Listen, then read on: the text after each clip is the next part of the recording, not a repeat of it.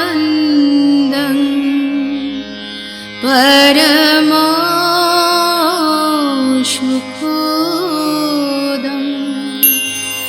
केवलं ज्ञानमूर्ति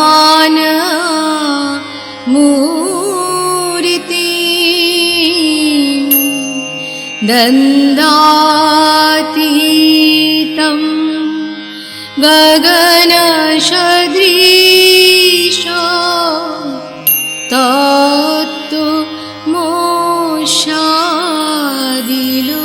तत्त्वमोक्षादिलोक्ष्यम् एकं नित्यं विमलोमोचोलम्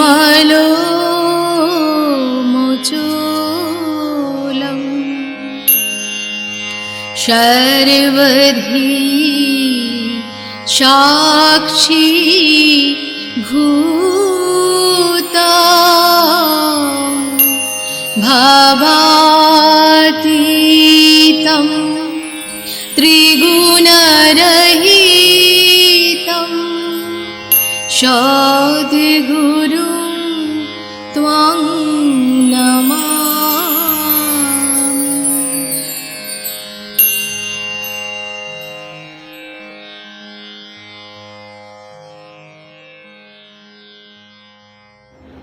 নমস্কার, জয়গুরু জয় মা। সকলকে নিগম বার্তা চ্যানেলে আবারও স্বাগত জানাই। আজকের এই সাপ্তাহিক সান্ধ্য অনুষ্ঠানে আজকে আমরা আবার নিয়ে এসেছি ঠাকুরের প্রাণপ্রিয় শিষ্য ভুবন মহারাজের জীবনী কিছু কাহিনী। গত 2 সপ্তাহে আমরা শুনেছি প্রায় 6টি কাহিনী ভুবন মহারাজ সম্পর্কে। আজ আরও কিছু গল্প নিয়ে এসেছি শুধু আপনাদের জন্য। তাই দেরি না করে চলে যাওয়া যাক আজকের প্রথম গল্পে। জয়গুরু জয়গুরু জয়গুরু। ঠাকুর মহারাজকে প্রণাম জানিয়ে শুরু করছি নিগম বার্তার আজকের পর্ব, ঠাকুরের ভুবন।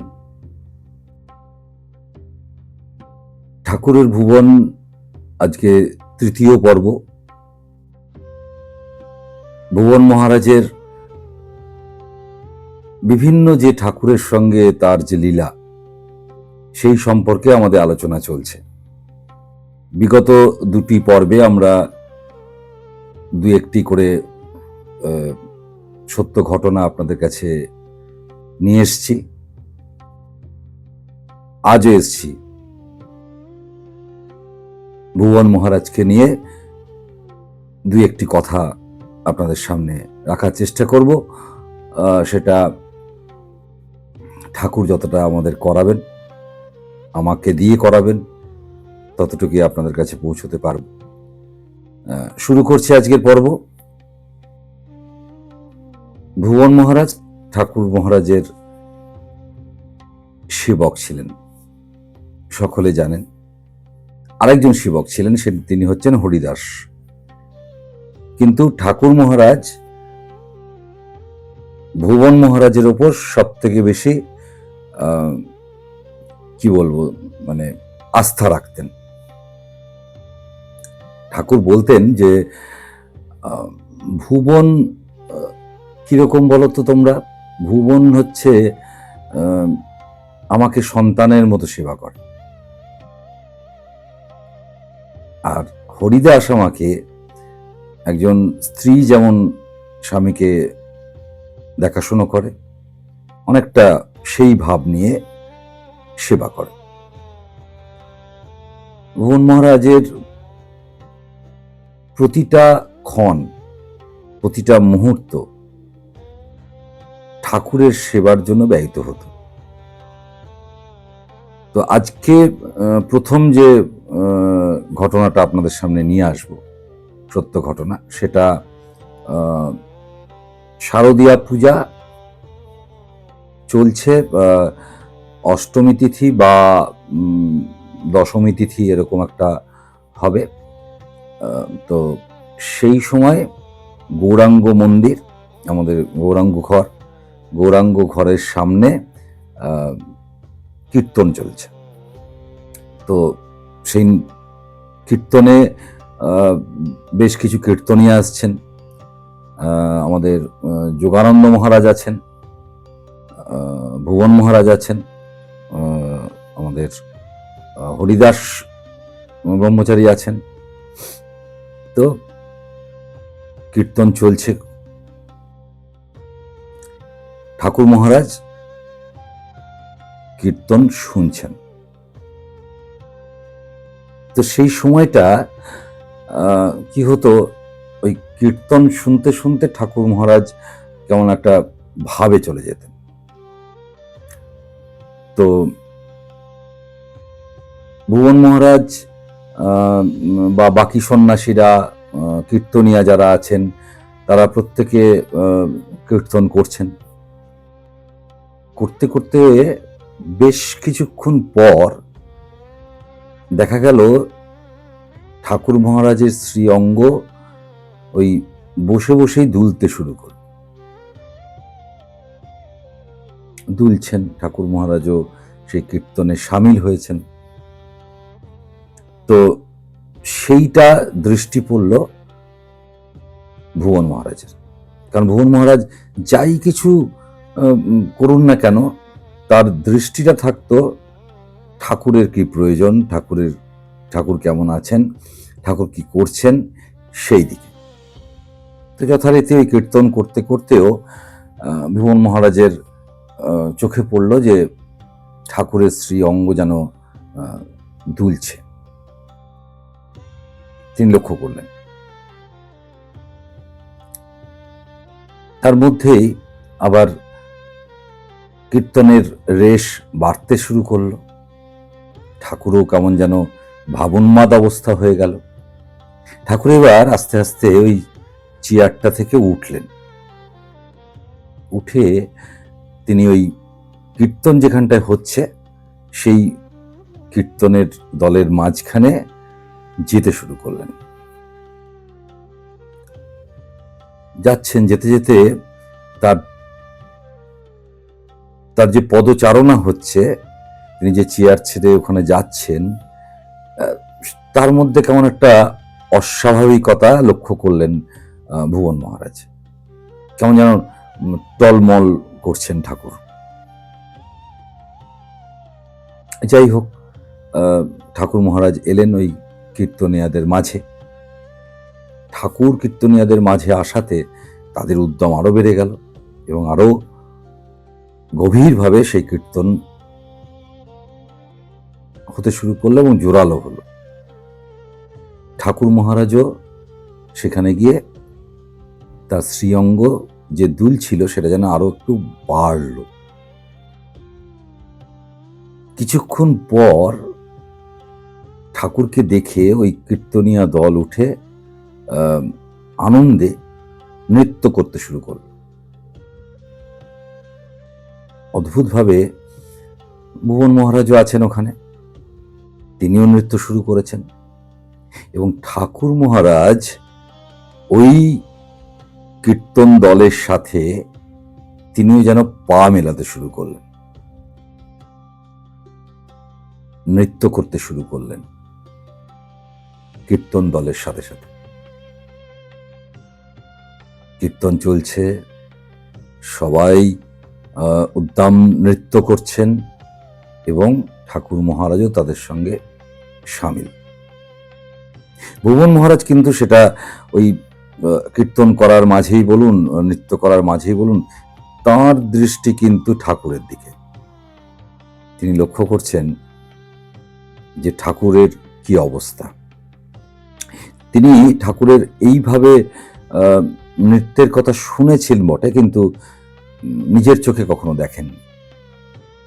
তিনি শুনেছেন যে ঠাকুর এরকম ভাবোন্মাদ অবস্থা হয়, এবং ঠাকুরের সেই সময় যে যে চুল, যে জটাগুলো, সেই জটাগুলো নাকি ঊর্ধ্বমুখী হয়ে যায়। তো তিনি সেটা কিন্তু লক্ষ্য করছেন ঠাকুরকে।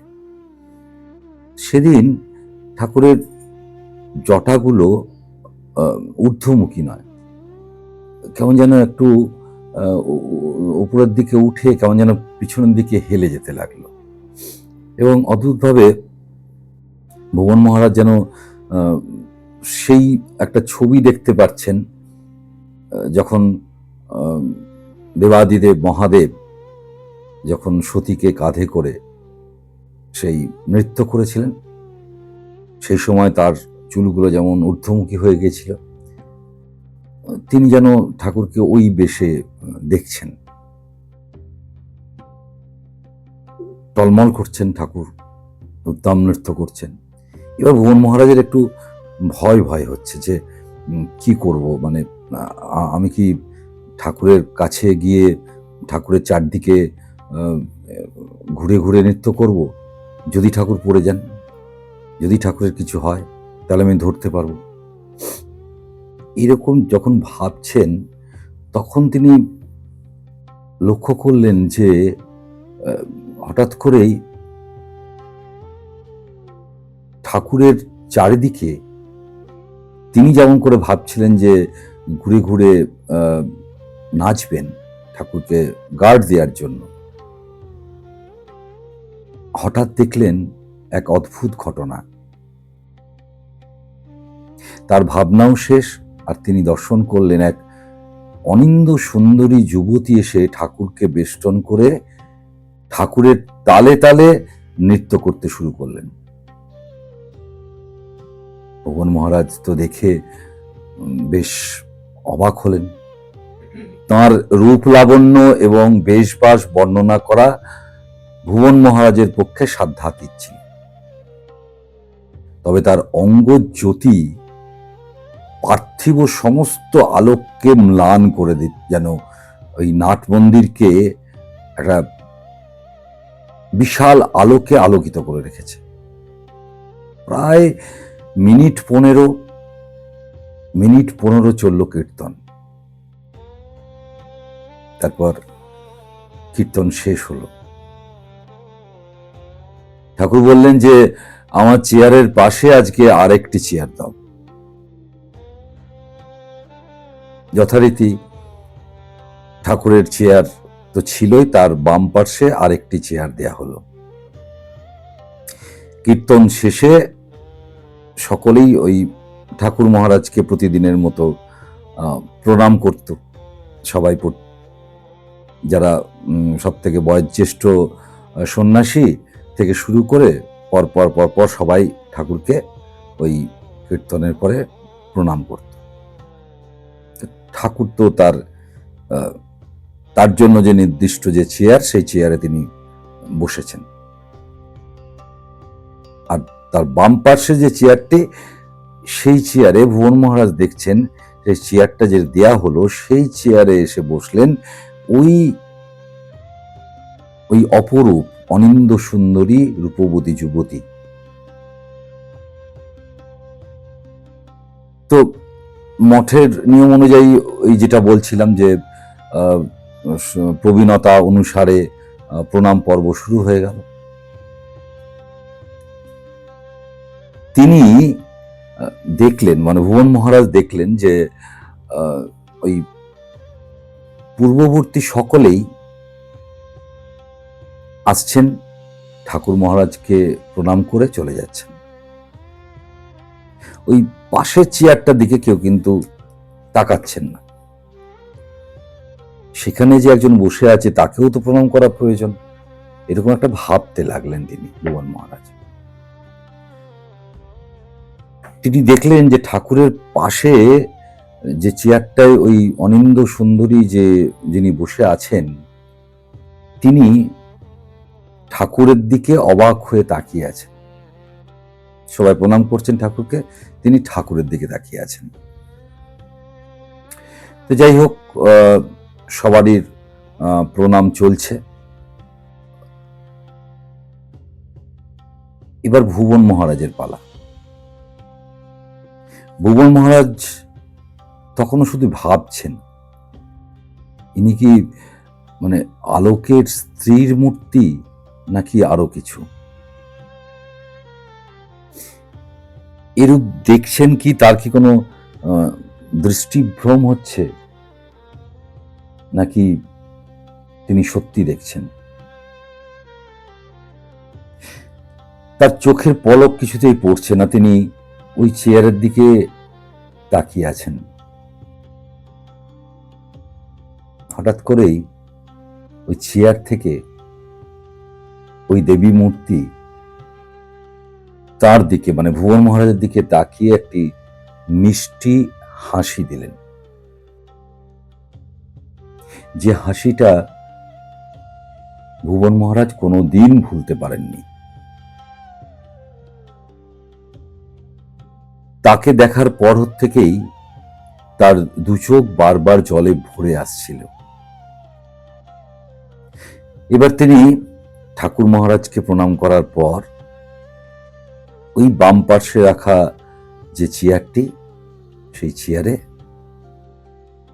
যে দেবী মূর্তি, তাকে প্রণাম করলেন। এই প্রণাম করার সময় যেন তার বাঁধ ভাঙা জলস্রোতের মতো তার অশ্রু বেরোতে লাগলো চোখ থেকে। তার পায়ে মাথা রাখতেই একটা অপূর্ব স্পর্শ সুখ তিনি অনুভব করলেন। এইরকম নরম পদযুগল একমাত্র ঠাকুর মহারাজ ভিন্ন আর কারো পাদস্পর্শ করে জীবনে তিনি অনুভব করেননি।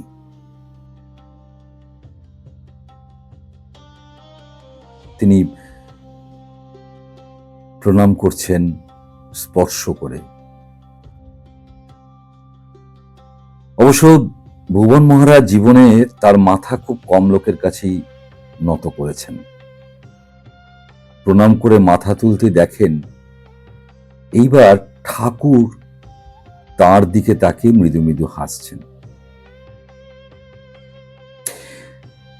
হঠাৎ সেই দৃশ্য অন্তর্হিত হলো। ভুবন ব্রহ্মচারী তখন বিমূঢ়। এ কি, এতক্ষণ তিনি কোথায় ছিলেন? কই, ঠাকুরের বাম পার্শ্বের চেয়ারটা তো শূন্য, কেউ তো নেই সেখানে। তাহলে কি তিনি এতক্ষণ এই মঠে ছিলেন, না ঊর্ধ্ব লোকে কোথাও ছিলেন? বুঝতে পারছেন না ভুবন মহারাজ।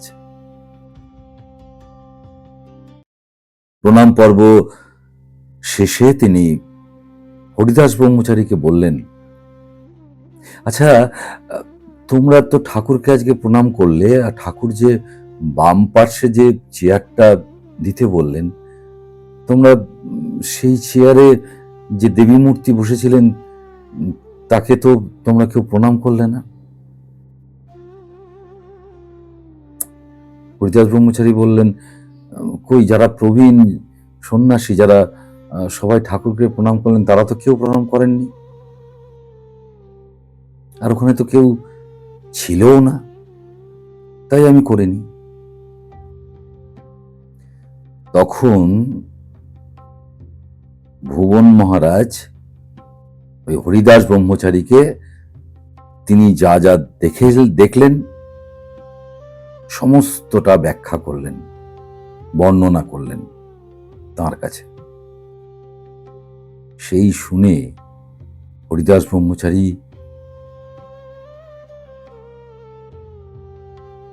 অশ্রু ঝরাতে লাগলেন, যে আমি দেখতে পেলাম না, ঠাকুর আমাকে দেখালেন না।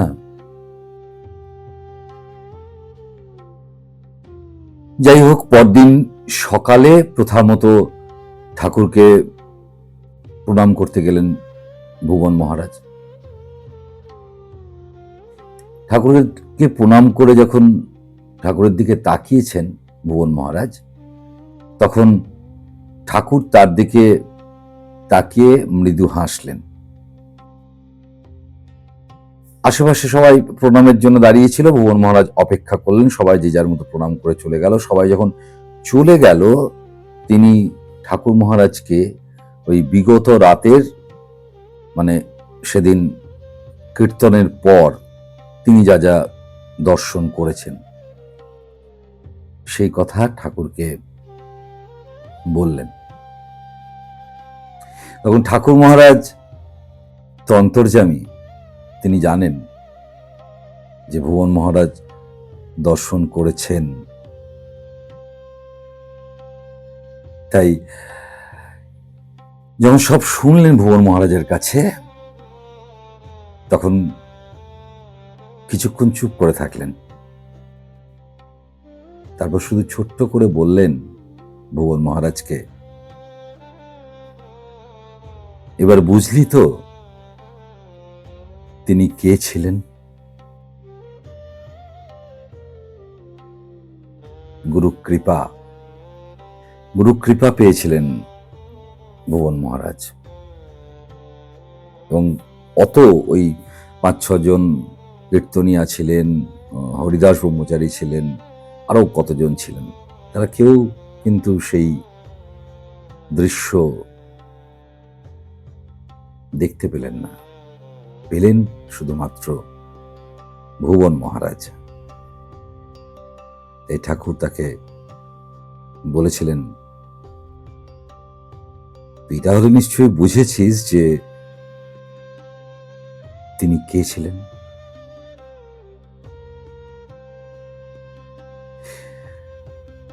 এই হলো ভুবন মহারাজ। তার সঙ্গে ঠাকুর মহারাজের এরকম একটা সম্পর্ক ছিল।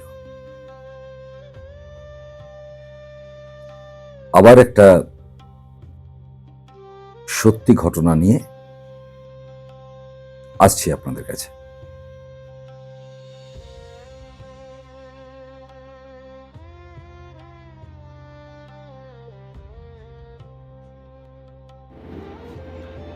এতক্ষণ আমরা শুনছিলাম ভুবন মহারাজের অত্যন্ত সুন্দর একটি কাহিনী। আরও একটি রোমাঞ্চকর ঘটনা আপনাদের জন্য অপেক্ষা করছে, চলুন চলে যাই তাতে। জয়গুরু। আবার ফিরে এলাম আরো একটি সত্য ঘটনা নিয়ে আপনাদের কাছে। সালটা 1339। ঠাকুর মহারাজ যাবেন ওই ভ্রমণে। তো পত্রযোগে ভুবন ব্রহ্মচারীকে পুরীতে ডেকে পাঠালেন। উদ্দেশ্য কি না, তার সেবক হয়ে মেহেরা স্পেশালে ভারত তীর্থ ভ্রমণে যেতে হবে ঠাকুরের সঙ্গে তার বালিকা নারায়ণী দেবী এবং কুটিরের সেবিকারাও যাচ্ছেন। নীলাচল কুটিরে তখন ঠাকুরের একান্ত সেবক হরিদাস ব্রহ্মচারী। কিন্তু বাইরে ভ্রমণে গেলে যে কোনো পরিস্থিতিতেই হোক ঠাকুর মহারাজের ভুবন মহারাজকে চাই, তাই তাকে ডেকে পাঠানো হলো। ভুবন মহারাজের ডাক পড়ল, তিনি এলেন। তো সেখানে এই ভ্রমণে দুটো ঘটনা ঘটেছে। আমি সেই দুটো ঘটনা আপনাদের কাছে নিয়ে আসার চেষ্টা করছি।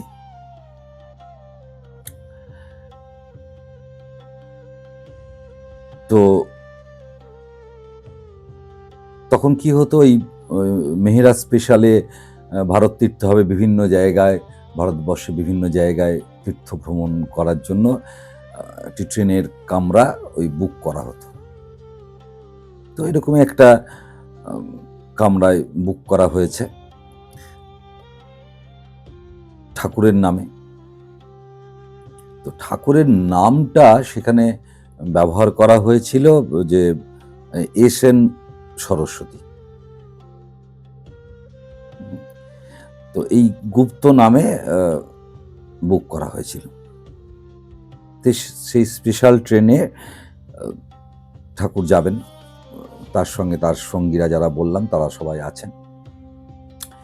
তো সেই স্পেশাল ট্রেনটি কি করে, যে বিভিন্ন জায়গায় যে ভ্রমণের যে সমস্ত জায়গাগুলো আছে সেখানে দেখানোর জন্য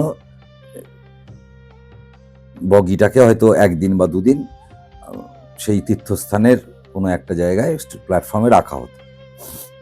তো যাই হোক, এরকম ট্রেনটি পুরীতে দাঁড়িয়েছে, সেখানেও একদিন থাকবে। তো পুরীতে তো ঠাকুরের নীলাচল কুটির, ঠাকুর সেখানে থাকেন, সেখানে দেখার কিছু নেই। তো সুতরাং সামান্য কিছু মালপত্র নিয়ে ঠাকুর তার সেবক সেবিকারা সকলে ওই নীলাচল কুটিরে চলে এলেন, কারণ পুরীতে তাদের দেখার কিছু নেই। তাই ভাবলেন ঠাকুর যে তিনি এই দিনটা ওই নীলাচল কুটিরেই বিশ্রাম করবেন। কুটিরে তো স্থায়ী সেবক আছে হরেন্দা, মানে হরেন ব্রহ্মচারীর পরবর্তীতে যার নাম হয়েছিল সেবানন্দ মহারাজ। তো ট্রেনটা ছাড়বে ওই সন্ধে নাগাদ পুরী স্টেশন থেকে। তো দুপুরের প্রসাদ পেয়ে ঠাকুরের আদেশে ভুবন মহারাজ এলেন পুরী স্টেশনে সবকিছু তদারকি করতে। স্টেশনে যাওয়ার আগে হরেন্দাকে বলে গেলেন ঠাকুর ও মায়েরা যেন ট্রেন ছাড়ার অন্তত 1 ঘন্টা আগে স্টেশনে পৌঁছে যায়, সেই ব্যবস্থা কিন্তু তুমি করবে। গাড়ি বলে দেবে, ঠাকুরের মালপত্র তুলে দেবে, ইত্যাদি প্রভৃতি। যাই হোক, গাড়ি ছাড়ার মাত্র 0.5 ঘন্টা বাকি, কিন্তু ঠাকুর কোথায়? ভুবন মহারাজ চিন্তায় পড়লেন, এত দেরি হচ্ছে কেন ঠাকুরের? উতলা হয়ে ভুবন মহারাজ একটা সাইকেল ভাড়া করলেন ওই পুরী স্টেশন থেকে। সাইকেল ভাড়া পাওয়া যেত। সেই সাইকেল ভাড়া করে তিনি খুব দ্রুত সাইকেল চালিয়ে ওই নীলাচল কুটিরের দিকে এগোলেন। সেখানে পৌঁছে দেখেন ঠাকুর তার যে মালপত্র নিয়ে এবং ওই যে মায়েরা যাবেন তাদেরকে নিয়ে উঠোনের উপর বসে আছেন, গাড়ির জন্য অপেক্ষা করছেন ঠাকুর। হরেন্দা যে গাড়ি ভাড়া করেছিলেন সে গাড়ি তখনও এসে পৌঁছায়নি। ভুবনদা খুঁড়ে গেলেন, এসে হরেন্দাকে বললেন, পুরীতে কি আর কোনো গাড়ি নেই? আর কিছুক্ষণ মাত্র সময় আছে, ট্রেনটা ছেড়ে দেবে পুরী স্টেশন থেকে। যাই হোক, কোনো কথা না বলে তিনি বেরিয়ে পড়লেন এবং আবার একটি গাড়ির সন্ধান করে নিয়ে এলেন। গাড়িতে মালপত্র তোলা হলো এবং পুরী স্টেশনে যখন ঠাকুরকে নিয়ে ভুবন মহারাজ পৌঁছলেন তখন দেখলেন যে স্পেশাল ট্রেনটি পুরী স্টেশন ছেড়ে দিয়েছে। কি করবেন? ঠাকুর বললেন, ভুবন, তাহলে আমার কি হবে তীর্থ যাওয়ার? ভুবন মহারাজ সোজা চলে গেলেন স্টেশন মাস্টারের কাছে। স্টেশন মাস্টার যথেষ্ট সহানুভূতিশীল। তিনি বললেন যে তাদেরকে পরবর্তী ট্রেনে উঠিয়ে দেওয়া হবে এবং খুর্দা রোড স্টেশনে ওই স্পেশাল ট্রেনটিকে দাঁড় করানো হবে এবং সেখানে যেন ঠাকুর গিয়ে তার বগিতে উঠে পড়ে। তাই হবে। তো পরবর্তী ট্রেন আসলো, সেই ট্রেনে ঠাকুরকে বসানো হলো, মালপত্র তুলে দেওয়া হলো। কারণ ওই স্পেশাল ট্রেনের যে কামরায় ঠাকুর ভ্রমণ করছিলেন সেখানেও কিছু মালপত্র আছে, আর যে কিছু নিয়ে তিনি এই কুটিরে এসেছিলেন সেই মালটুকু নিয়ে ঠাকুরকে ওঠানো হলো।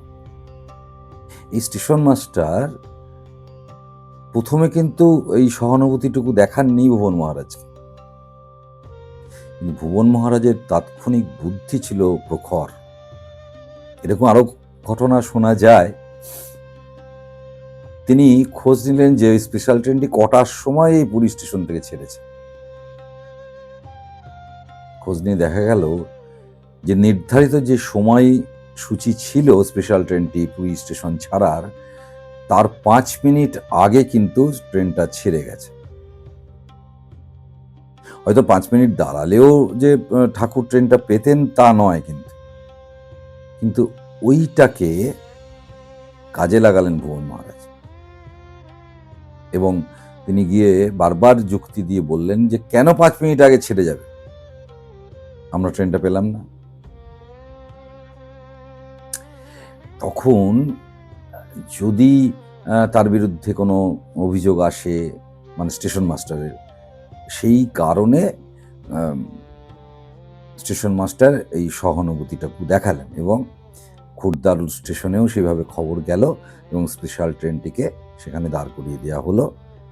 ঠাকুর মহারাজ পরবর্তী ট্রেনে, যে ট্রেনে ভুবন মহারাজ ব্যবস্থা করলেন, সেই ট্রেনে উঠে খুরদা রোডে নেমে আবার সেই স্পেশাল ট্রেনে চেপে বসলেন। এটা তো একটা গেল। তো যাই হোক, তো স্পেশাল ট্রেনটি কিরকম ছিল, বগিটা এরকমটা ছিল যে তখনকার দিনে প্রথম শ্রেণী আর দ্বিতীয় শ্রেণী, এই দুটো বগিকে একসাথে করে একটা বগি তৈরি করা হয়েছিল ওই স্পেশাল ট্রেনে। তো এই প্রথম শ্রেণীর যে বগিটা, সেই বগিটাতে এই তীর্থ ভ্রমণ করছিলেন নাটোরের মহারানী, আর এই দ্বিতীয় শ্রেণীটাতে ছিলেন এস.এন. সরস্বতী এবং তার সমস্ত পার্ষদরা, মানে ঠাকুর মহারাজ এবং তার সাথে তার পার্ষদ। দক্ষিণ ভারতের কোনো একটা জংশন স্টেশনে ওই বগিটি যান্ত্রিক গোলযোগ হল, মানে চলাচলের অযোগ্য হয়ে উঠল। তাই সেই বগিটাকে বাতিল করতে হবে। তো সেখানে যখন গিয়ে স্টেশনে দাঁড়িয়েছে, তো সেই বগি থেকে সবাইকে নেমে যেতে হলো। তখন ভুবন মহারাজকে ঠাকুর মহারাজ একটি কোনো কাজে পাঠিয়েছিলেন। এসে তিনি দেখলেন যে ঠাকুর সব মালপত্র নিয়ে এবং এই যারা ছিল সাথে তাদেরকে নিয়ে স্টেশনে বসে আছে। তো ভুবন মহারাজ জিজ্ঞেস করলেন, কি হলো ঠাকুর? তখন ঠাকুর বললেন বিশদে যে এই বগিটা খারাপ হয়েছে, এটা পরিবর্তন হবে, তাই আমাদেরকে সকলকে নামিয়ে দিয়েছে, পরবর্তীতে হয়তো অন্য কোনো বগি দেয়া হবে। ভুবন মহারাজ সোজা ছুটলেন স্টেশন মাস্টারের কাছে, যোগাযোগ করলেন, সেখানে গিয়ে বললেন যে এটা কেন হলো, তাহলে আমরা এখন কি করব, এটার জন্য যে বগিটা দেয়া হবে সেই বগিটা তাহলে কখন দেয়া হবে, তার বগির নাম্বার দিন আমাকে। তো সেই খোঁজ নিতে গিয়ে ভুবন মহারাজ শুনলেন যে আপাতত একটা বগি ঠিক হয়েছে, সেটা ইয়ার্ডে আছে, কিছুক্ষণের মধ্যে স্টেশনে দেয়া হবে, কিন্তু সেই বগিটাতে প্রথম শ্রেণী এবং দ্বিতীয় শ্রেণী যৌথ যে বগিটা ছিল, যেটা খারাপ হয়েছে, এই বগিটা কিন্তু সেটা নয়। সেটা কীরকম? এটা হচ্ছে দ্বিতীয় শ্রেণী এবং তারপরে আরেকটা শ্রেণী হয়, সেটা হচ্ছে ওই ইন্টারমিডিয়েট, মানে আরেকটু নিম্ন। তো এইরকম একটা বগি আপাতত দেওয়া হচ্ছে। ভুবন মহারাজ কিছু না বলে চুপ করে শুনে চলে এলেন এবং বগি নাম্বারটা নিয়ে এলেন। সেই বগিটা যখন দিল, তখন সোজা ঠাকুরকে নিয়ে গিয়ে ওই দ্বিতীয় শ্রেণীতে ঠাকুরকে বসানো হলো, মালপত্র তুলে দেওয়া হলো। ঠাকুর বললেন যে, দেখ ভুবন, আমাকে তো তুই গাড়িতে উঠাচ্ছিস, যদি পরে নেমে যেতে হয় তবে কিন্তু সে ব্যবস্থা আমার মানে মৃত্যু তুল্য হবে, তুই ভেবে কিন্তু ওঠা আমাকে গাড়িতে। উত্তরে ভুবন মহারাজ বলেছিলেন, আমি বেঁচে থাকতে তোমাকে এই কামরা থেকে কেউ নামাতে পারবে, এই আমি বলে যেতে পারি। ঠাকুর ও মায়েদের কামরায় বসিয়ে দিয়ে ভুবন মহারাজ গেলেন স্টেশন মাস্টারের অফিসের দিকে। সেখানে স্পেশাল যে ম্যানেজার ছিলেন ট্রেনের গার্ড এবং স্টেশন মাস্টার আলোচনা করছেন। আলোচনা করে ঠিক হলো যে দ্বিতীয় শ্রেণীর কামরায় যাবেন হচ্ছেন নাটোরের মহারানী, যিনি প্রথম শ্রেণী কামরায় ভ্রমণ করছিলেন ঠাকুরের সঙ্গে। আর ঠাকুরকে যেতে হবে ইন্টার ক্লাসের কামরায়, মানে এসএন সরস্বতী যাবেন ইন্টার ক্লাসে। তাদের এই ব্যবস্থা শুনে ভুবন মহারাজ প্রতিবাদে মুখর হয়ে উঠলেন।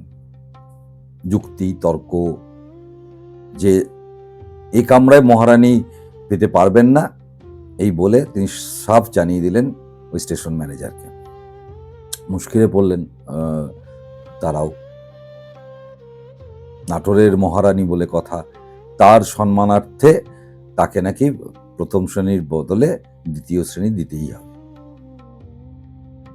বারংবার ওই স্টেশন মাস্টার, গার্ড সবাই ভুবন মহারাজকে বোঝাতে শুরু করলেন, অনুরোধ জানাতে শুরু করলেন যে দেখুন এরকম একটা তো ঘটনা ঘটেছে, তো আপনি দয়া করে ওই এটার ব্যবস্থা করুন।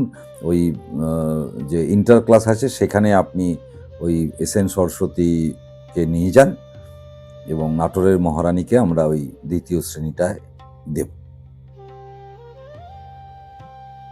ভুবন মহারাজ এতক্ষণ ঠাকুরের কোনো পরিচয় কিন্তু দেননি, মানে ইচ্ছুকও ছিলেন না। কিন্তু বারংবার যখন অনুরোধ করতে লাগলো, যে সম্মানীয় মহারানীর কথা বলতে লাগলেন, নাটোরের মহারানীর কথা, তখন ভুবন মহারাজ মুখ খুললেন, বললেন যাকে আমি দ্বিতীয় শ্রেণীর কামরায় বসিয়ে এসেছি তিনি নাটোর কেন, এরকম বহু নাটোরের মহারাজ মহারানীর প্রাণেশ্বর, আপনারা জানেন না, তাকে চেনেন না, তিনিও কিন্তু রাজাধিরাজ, রাজেশ্বর। কর্তৃপক্ষ বুঝলেন যে ভুবন মহারাজ কিছুতেই ওই কামরায় যাবেন না। তখন তাকে অনুরোধ করে নাটোরের মহারানীর কাছে নিয়ে গেলেন। নাটোরের মহারানী যখন ভুবন মহারাজের কাছে শুনতে পেলেন যে এই এসএন সরস্বতী হলেন গুপ্ত নামে স্বয়ং স্বামী নিগমানন্দ সরস্বতী পরমহংসদেব, তাঁরই সহযাত্রী এবং যোগেশ্বর নিগমানন্দ তারই নির্বাচিত কামরায় উঠেছেন, তখন স্বামী নিগমানন্দ দেবের উদ্দেশ্যে ওই নাটোরের মহারানী দুহাত তুলে প্রণাম জানালেন এবং কর্তৃপক্ষকে অস্বস্তি থেকে মুক্ত করলেন। বললেন তিনি ইন্টার ক্লাসে যাবেন, ওই এসএন সরস্বতী যিনি আছেন তাকে কোনোভাবেই ওই দ্বিতীয় শ্রেণী থেকে আপনারা নামাবেন না।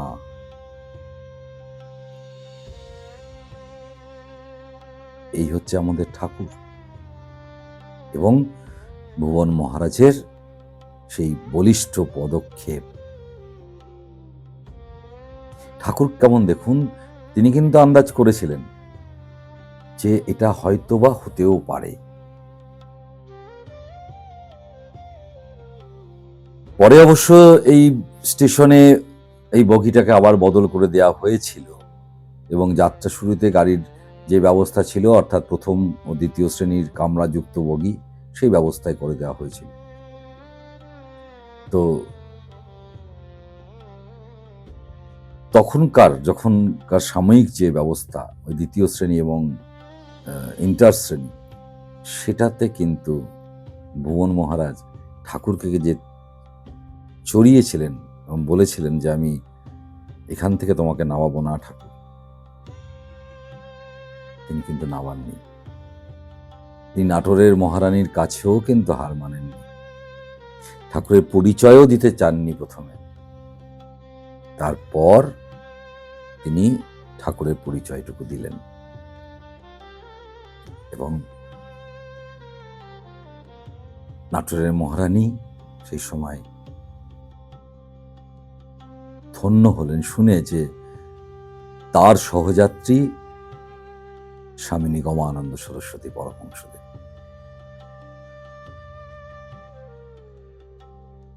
এরকমই আর একটা ঘটনা নিয়ে আসছি আপনার কাছে।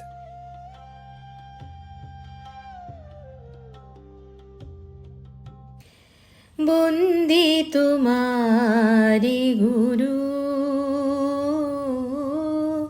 বন্দে তোমারি গুরু,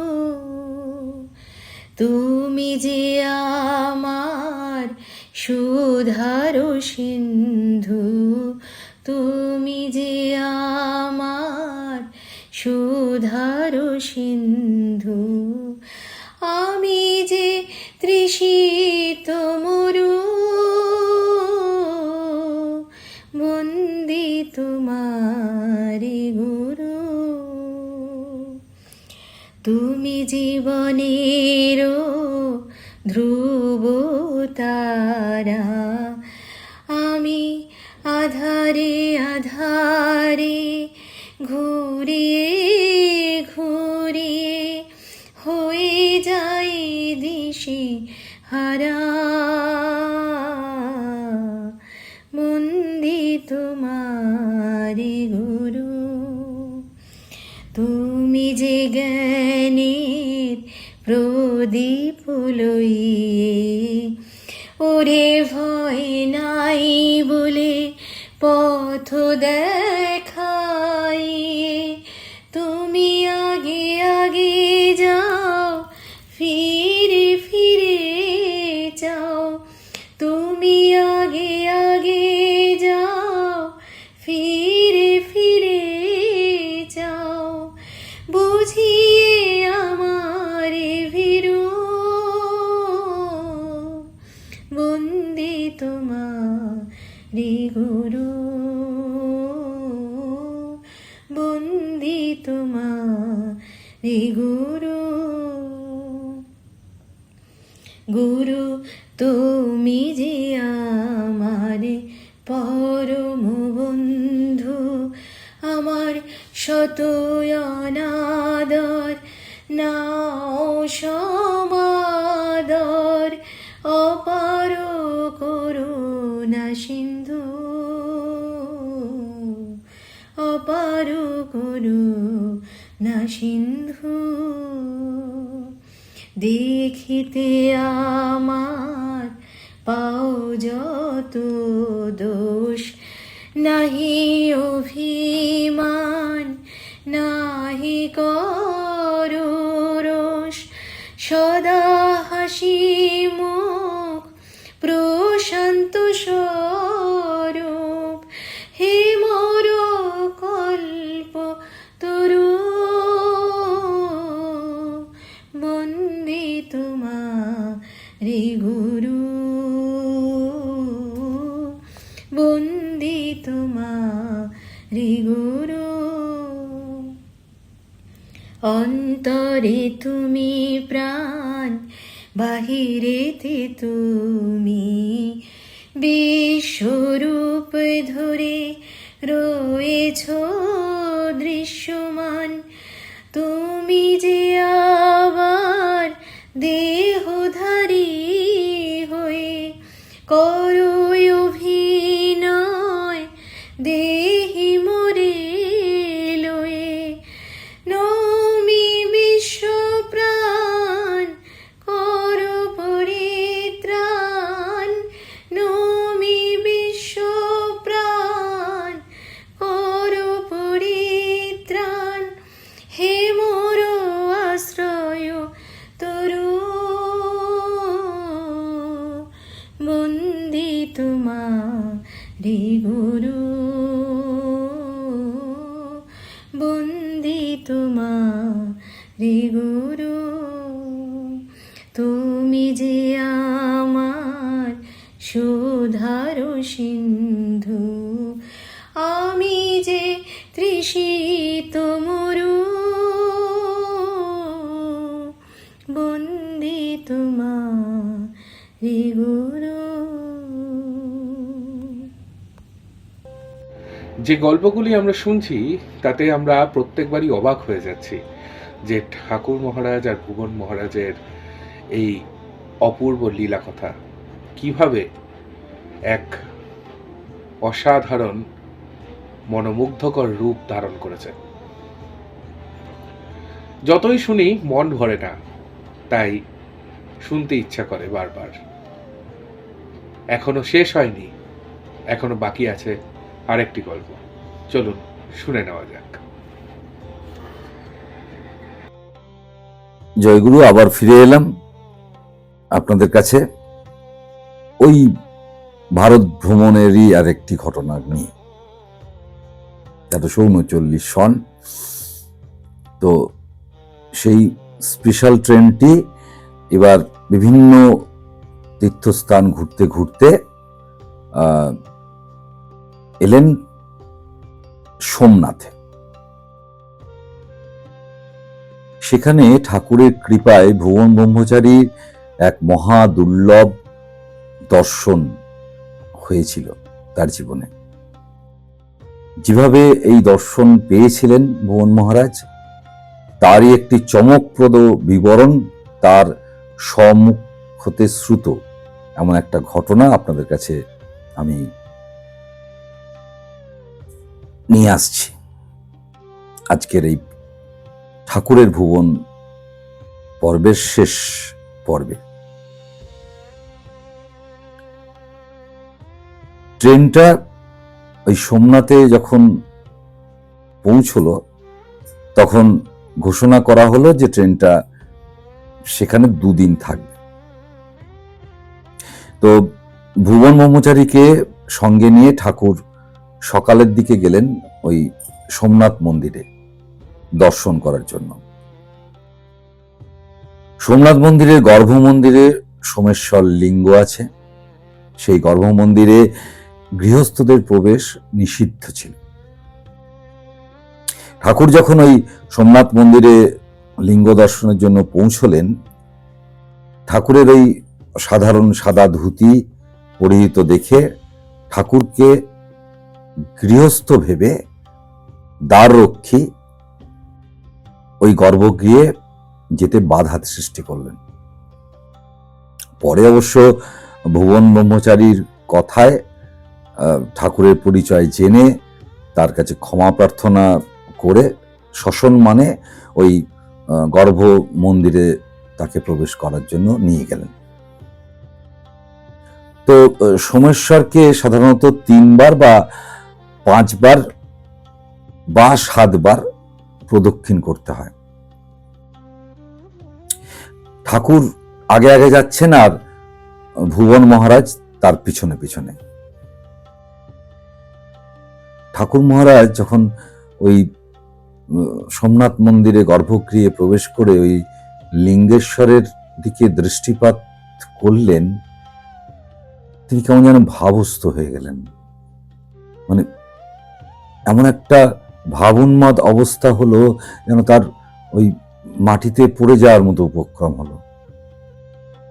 ভুবন মহারাজ কোনো চিন্তা না করে ঠাকুরকে পড়ে যাবেন এমন সময় ধরে ফেললেন।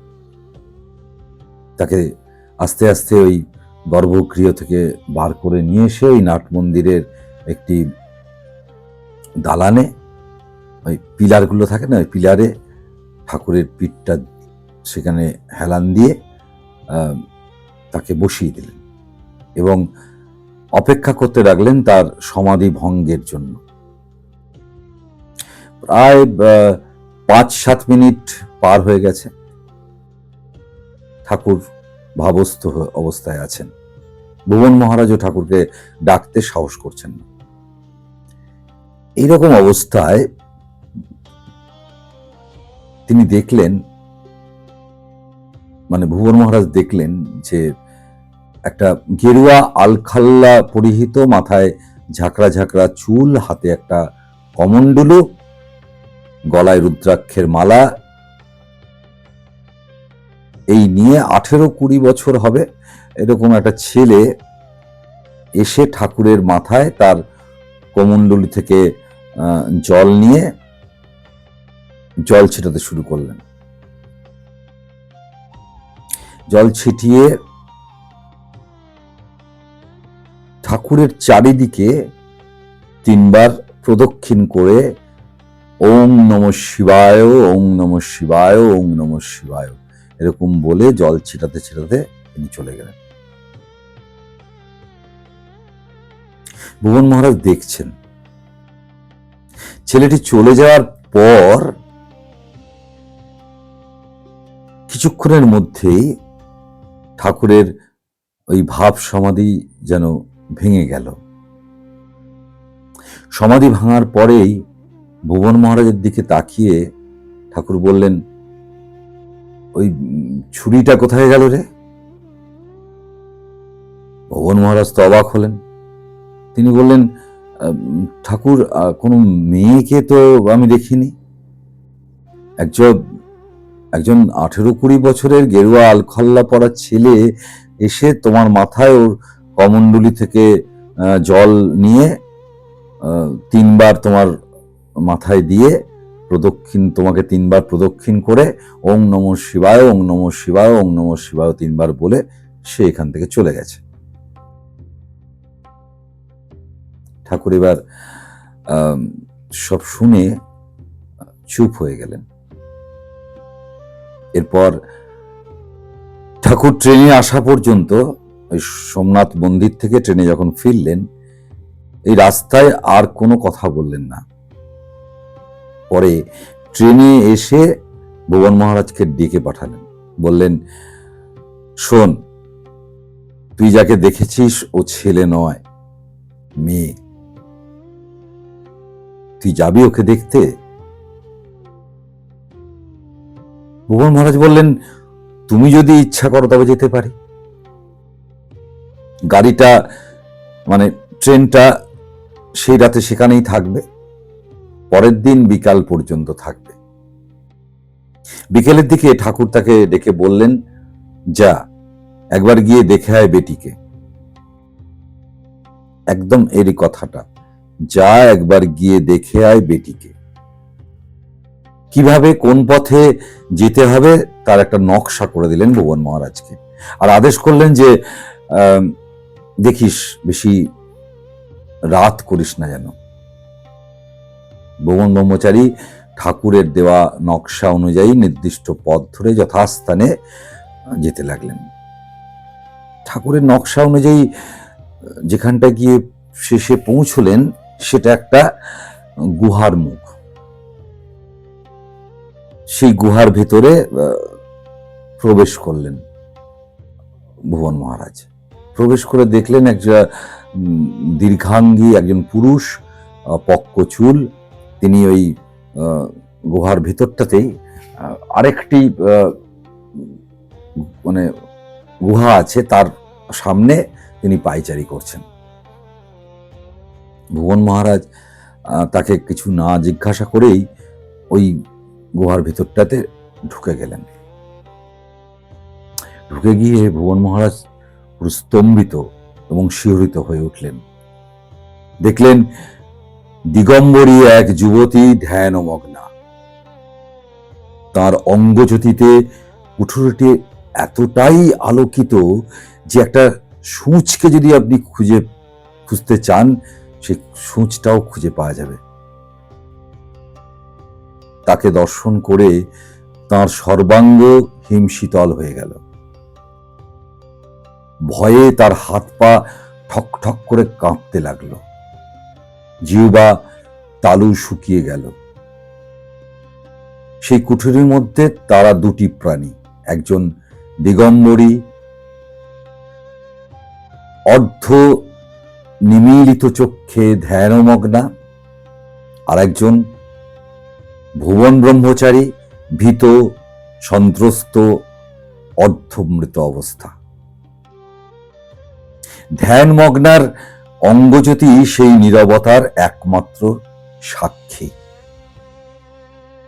একটু পরেই আসামির কাঠগড়া হতে যেন তিনি মুক্তি পেলেন। ওই আলোক সম্পন্না দিগম্বরী রূপবতীর প্রশ্নে সেই দেবী মূর্তি তাকে প্রশ্ন করলেন, দ্বারে যে দাঁড়িয়ে আছে তোমাকে ভিতরে আসতে বাধা দেয়নি?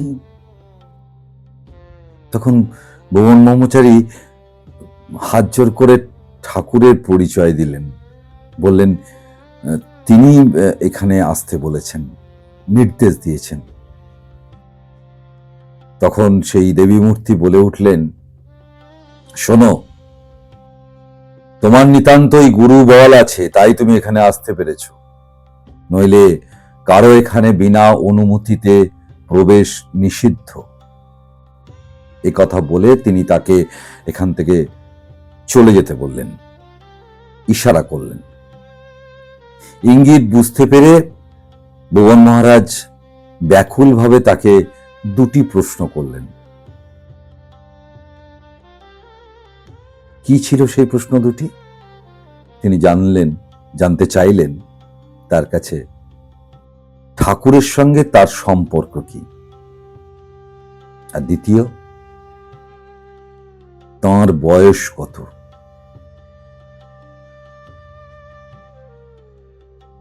তার প্রশ্নের সংক্ষিপ্ত উত্তর দিলেন ওই দেবী। তিনি উত্তরে কি বললেন জানেন? বললেন, আমি তোমার ঠাকুরের গৌরীমা, আর আমার বয়স প্রায় 300 বছর। তার সামনে আর দাঁড়িয়ে থাকার সামর্থ্য ভুবন মহারাজের ছিল না। মনে হচ্ছিল যেন যত শীঘ্র সম্ভব সেখান থেকে সরে পড়তে পারলে তিনি বেঁচে যান। তাই তিনি তাকে দূর থেকে প্রণাম করে দ্রুত পদক্ষেপে বাইরে চলে এলেন। পথে চলতে চলতে তিনি অনুভব করলেন আর কল্পনা করতে লাগলেন এই অদ্ভুত দর্শন, দিব্য আনন্দ, এবং শিহরিত হতে লাগলেন। কোথায় হিমালয় আর কোথায় সোমনাথ? এও কি সম্ভব? সম্ভব নয় সাধারণের কাছে, সাধারণের চিন্তায়, কিন্তু সবই বাস্তব হয়, সম্ভব হয় দেব মানবী গৌরীমার পক্ষে। ভুবন ব্রহ্মচারী গাড়িতে ফিরে এলেন, কিন্তু কিছুটা রাত হলো। তিনি সেই রাতে তার অভিজ্ঞতার কথা ঠাকুরকে আর কিচ্ছু বললেন না। সারা রাত সেই আবেশ নিয়ে, সেই জ্যোতির্ময়ী দেবীর মূর্তির কথাই চিন্তা করলেন। পরদিন সকালে ঠাকুরকে সবিস্তারে সব কিছু বললেন। ঠাকুর সব শুনলেন। ঠাকুর তখন গড়গড়া খাচ্ছেন। গড়গড়া টানতে টানতে স্বভাব সুলভ মৃদু হাসি দিলেন। কোনো মন্তব্য নেই ঠাকুরের। এই অলৌকিক অভিজ্ঞতার বর্ণনার পর শ্রীমৎ ভুবন ব্রহ্মচারীর উক্তি কি ছিল জানেন? একদম কোট আনকোট বলছি। তিনি বলেছেন, কোন মহাপুণ্য বলে ঠাকুরের আশ্রয় পেয়ে তাঁর একান্ত সেবক রূপে তাঁর ঘনিষ্ঠ সান্নিধ্যের সুযোগ পেয়েছি। তারই মধ্যে দর্শন করেছি কত অলৌকিক লীলা বৈচিত্র্য। আবার তাঁরই কৃপায় তাঁর গুরুকে দর্শন করলাম। এই সমস্ত ভেবে মনকে বলি, মন, এবার তো শান্ত হও।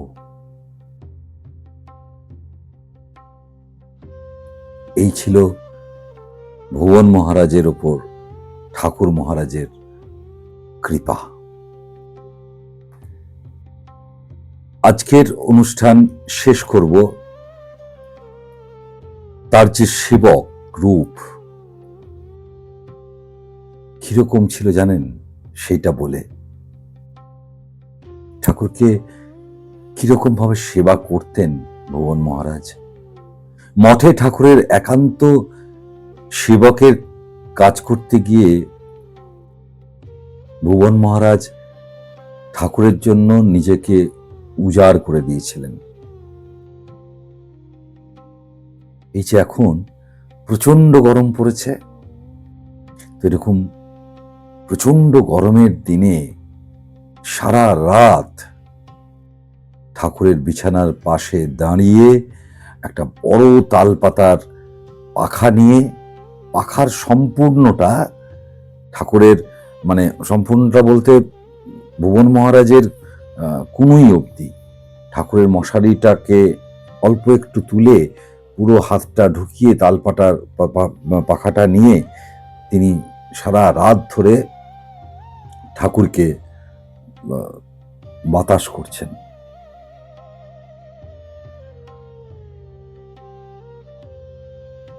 দুটো হাত যেহেতু ওই মশারির ভেতরে, সারা অঙ্গটা বাইরে ভুবন মহারাজের, আর সেরকম গরম এবং মশা। তখন ওই মশাগুলো ভুবন মহারাজের সারা গায়ে বসতো, পায়ে বসতো, কিন্তু ভুবন মহারাজ ঠাকুরের বাতাস করে চলেছেন। আর মশারা আনন্দ করে পেট ভরে ভুবন মহারাজের রক্ত খাচ্ছে। এই মহারাজের রক্ত তারা সেবন করে আপনি ঝরে ঝরে পড়ে যাচ্ছে, এত রক্ত খাচ্ছে। ভুবন মহারাজ নির্বিকার ঠাকুরের সেবা করে যাচ্ছেন। ওই তালপাতার পাখা মশারির মধ্যে ঢুকিয়ে সমানে এই গরমে ঠাকুরকে হাওয়া করে যাচ্ছেন। তাই বলি, ও ভাই, এমন সেবক কোথাও খুঁজে পাবে না কো তুমি। আমার তান্ত্রিক গুরুর সেবক সেজে ভুবনানন্দ স্বামী, আমার জ্ঞানী গুরুর সেবক সেজে ভুবনানন্দ স্বামী, আমার যোগী গুরুর সেবক সেজে ভুবনানন্দ স্বামী, আমার প্রেমিক গুরুর সেবক সেজে ভুবনানন্দ স্বামী। আজ এই পর্যন্তই। আবার পরবর্তী পর্বে আপনাদের সঙ্গে দেখা হবে ঠাকুরের ভুবন নিয়ে। ততক্ষণ বিদায় নিচ্ছি। জয় গুরু।